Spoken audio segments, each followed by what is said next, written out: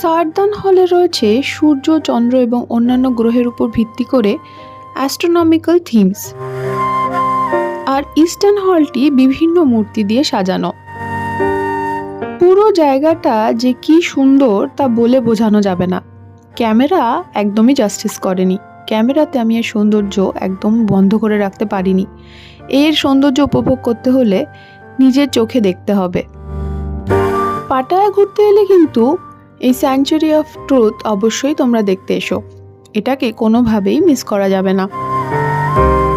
Hindu mythology অনুসরণ করে প্রবেশদ্বারে রাখা হয়েছিল সিদ্ধিদাতা গণেশজির মূর্তি।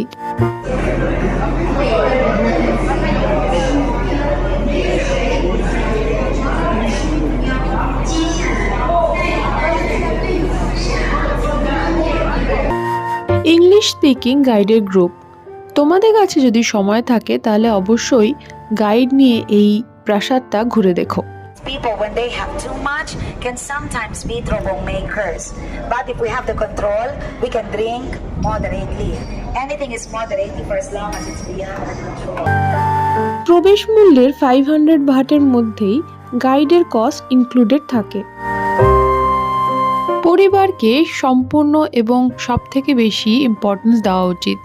এই বার্তা ছিল মন্দিরের একদম শেষে ছিল স্বামী, স্ত্রী এবং সন্তান সহ 4 মূর্তির অসাধারণ সুন্দর কাঠের কারুকার্য।